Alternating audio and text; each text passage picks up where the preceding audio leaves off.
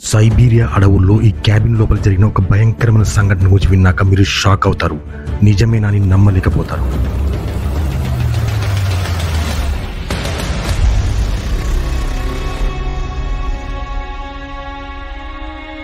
Global charts Telugu ప్రేక్షకులకి స్వాగతం.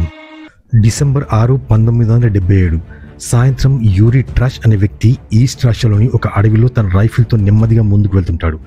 అతను మరియు అతని టీం, అందులో 3 దగ్గర రైఫిల్స్ ఉన్నాయి. అలాగే వారితో ఒక కుక్క కూడా ఉంటుంది. వారు ఆ మంచులో నడకదారిని అనుసరిస్తూ వెళ్తున్నారు. వారందరూ మరియు ఆ కుక్క కూడా చాలా అలర్ట్గా అటు ఇటు చూస్తూ ముందుకు వెళ్తున్నారు. ఎందుకంటే ఆ అడవిలో ఏదో జీవి తమపై నిఘా పెట్టి ఉందని వారికి తెలుసు. కొంచెం దూరం నడిచాక యూరి మరియు అతని టీంకి ఒక చిన్న క్యాబిన్ కనబడుతుంది. ఆ క్యాబిన్ వ్లాడిమిర్ మార్కోకి చెందిందని వారికి తెలుసు. అతను ఒక హంటర్. కొన్ని రోజుల క్రితమే ఇక్కడి నుంచి అదృశ్యమైపోయాడు. అందుకే యూరి మరియు అతని టీం ఇక్కడికి వచ్చారు. వారు వ్లాడిమిర్ మార్కోకు ఏమైందో తెలుసుకోవడానికి వచ్చారు. యూరి మరియు అతని టీం ఆ క్యాబిన్ దగ్గరికి వెళ్తున్నప్పుడు యూరికి లోపల నుంచి కొంచెం భయంగా అనిపిస్తుంది. యూరి 47 ఏళ్ల వెయిట్ లిఫ్టర్. అతను సైన్యంలో కూడా పనిచేశాడు.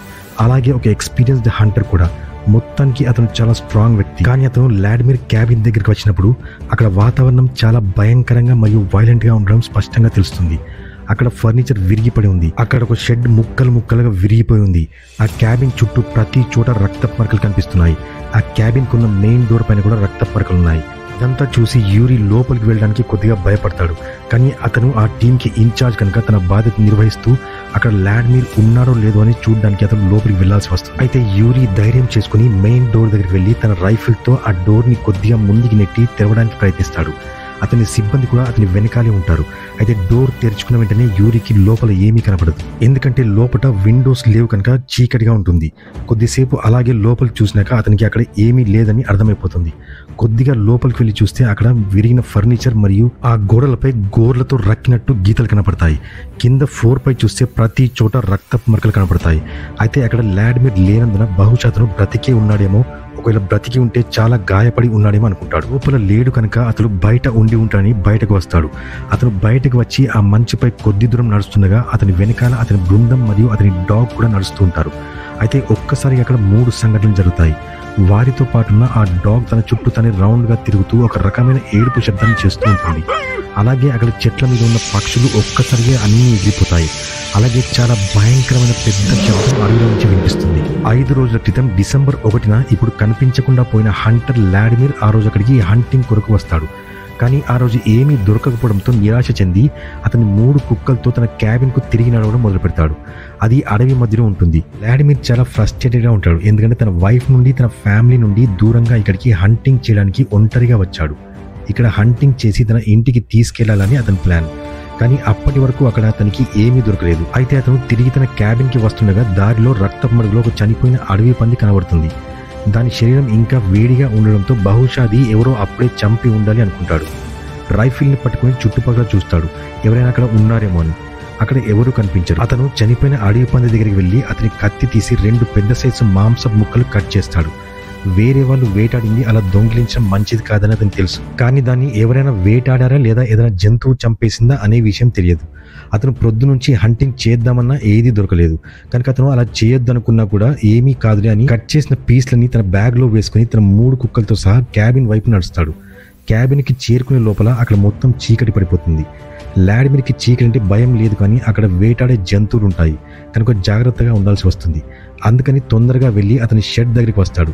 అతని క్యాబిన్కి ఎదురుగా ఉంటుంది. అందులోకి వెళ్ళి ఆ మాంసపు పీస్లని అందులో పెట్టి లాక్ చేసి తన క్యాబిన్ వైపు వెళ్తుంటాడు. అతను క్యాబిన్ వైపు నడుస్తూ ఉండగా తన 3 కుక్కలు అతని వెనకాల రావడం లేదని గమనిస్తాడు. అతను తిరిగి చూడగా అతని 3 కుక్కలు ఆ షెడ్ నుంచి కొంచెం దూరం అడవి వైపు చూస్తూ ఉంటాయి. అయితే అది రాత్రి సమయం కనుక అంత పెద్ద అడవిలో చీకట్లో అతనికి ఏమీ కనిపించదు. అందుకని అతను తన టార్చ్ని తీసి ఆ కుక్కలు చూస్తున్న వైపు వేసి చూస్తాడు, ఏమన్నా కనిపిస్తుందేమోనని. కానీ అతనికి చీకట్లో చెట్లు, అడవి తప్ప ఏమీ కనిపించదు. అయితే వ్లాడిమిర్కి ఏదో ప్రమాదం ఉందని అర్థమవుతుంది. అక్కడ ఏదో వేటాడే జంతువు వచ్చింది అని అనుకుంటాడు. ఎంత త్వరగా అయితే అంత త్వరగా తన క్యాబిన్లోకి వెళ్ళాలి అనుకుంటాడు. క్యాబిన్ వైపు నడవడం మొదలు పెడతాడు. తన వెనకాల ఉన్న తన 3 కుక్కలు కూడా పిలుస్తూ ఉంటాడు. అందులోంచి 2 కుక్కలు అతనితో వస్తాయి, కానీ ఒక్క కుక్క మాత్రం అడవి వైపు చూస్తూ మొరుగుతూ ఉంటుంది. కొద్దిసేపు తర్వాత అది అక్కడ నుండి అడవిలోకి పరిగెడుతుంది. వ్లాడిమిర్ దాని పేరు పెట్టి గట్టిగా అరుస్తాడు, కానీ అది వినిపించుకోకుండా అడవిలోకి పరిగెడుతుంది. లాడ్మిర్ క్యాబిన్ ముందు నిలబడి దాని పేరు పిలుస్తుండగా అది మురుగుతూ అడవిలోకి పోతున్నట్లు గమనిస్తాడు. కొద్దిసేపు తర్వాత ఆ కుక్క ఏడుపు శబ్దం వినిపిస్తుంది. ఆ తర్వాత అడవి దద్దరిల్లేలాగా ఒక పెద్ద అరుపు వినిపిస్తుంది. అది అతని జీవితంలో అలాంటి అరుపు ఎప్పుడూ వినలేదు. ఆ తర్వాత ఒక్కసారిగా అడవి మొత్తం సైలెంట్ అయిపోతుంది. లాడ్మిర్ ఎంతలా భయపడిపోతాడంటే అతను తన 2 కుక్కల్ని పట్టుకొని క్యాబిన్లోకి పరిగెత్తి లోపలికి వెళ్ళి డోర్ బోల్ట్ చేస్తాడు. లాడ్మిర్కి తన కుక్కలంటే చాలా ఇష్టం. అతనికి తన తప్పిపోయిన కుక్క దగ్గరికి వెళ్ళి దాన్ని తీసుకురావాలి అనిపిస్తుంది. కానీ అతను విన్న ఆ పెద్ద అరుపు అక్కడ ఏదో పెద్ద జీవి ఉందని, తను వెళ్తే అతన్ని కూడా చంపేయగలదనుకుంటాడు. అయితే అతను క్యాబిన్లోకి వచ్చిన కొద్దిసేపటికే క్యాబిన్ బయట ఏదో నడుస్తున్న శబ్దం వినిపిస్తుంది. లాడ్మిర్ క్యాబిన్లో విండోస్ లేవు, కానీ అతను క్యాబిన్కి 4 దిక్కులా చిన్న చిన్న రంధ్రాలు చేసి బయట ఏముందో గమనించడానికి పెట్టుకుంటాడు. త్వరగా వెళ్ళి రంధ్రం నుంచి తన క్యాబిన్ ముందు ఉన్న షెడ్ వైపు ఎక్కడి నుంచి అయితే ఆ శబ్దం వినిపించిందో అటువైపు చూస్తాడు. అతనికి చీకట్లో సరిగ్గా ఏమీ కనిపించదు, కానీ అతను ఎక్కడైతే ఆ మాంసపు ముక్కలు పెట్టాడో అక్కడ ఏదో జీవి కోపంగా అటు ఇటు నడుస్తున్నట్లు అనిపిస్తుంది. అయితే అది ఏంటో అతనికి అర్థం కాదు, కానీ అది అతని షెడ్ని విరగొట్టి ఆ మాంసాన్ని తీసుకెళ్ళడానికి ప్రయత్నిస్తుందని అర్థమవుతుంది. అయితే లాడ్మిర్కి అంతకుముందు ఆ చనిపోయిన అడవి పంది ఈ జీవి వేటాడి ఉంటుందని అనుకుంటాడు. అయితే అది వేటాడిని ఆ మాంసం కోసం వచ్చింది అనుకుంటాడు.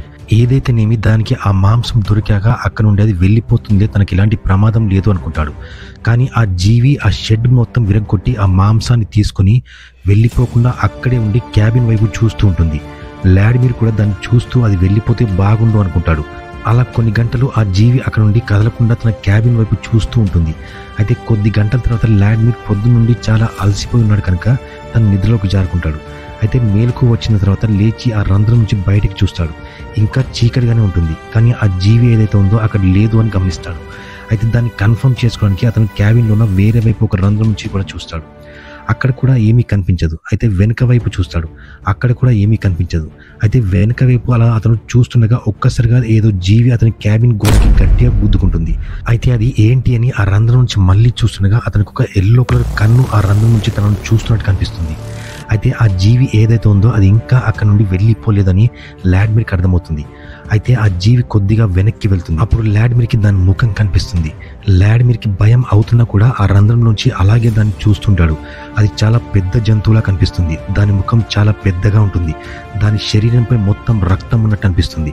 అలాగే పెద్ద పెద్ద దంతాలు కనిపించేలా నోరు పెద్దగా తెరిచి అరుస్తూ లాడ్మిర్ని చంపాలి అన్నట్టుగా చూస్తుంటుంది. కొద్దిసేపు తర్వాత ఆ జీవి మళ్ళా గట్టిగా తన క్యాబిన్ గోడకి గుద్దుకుంటుంది.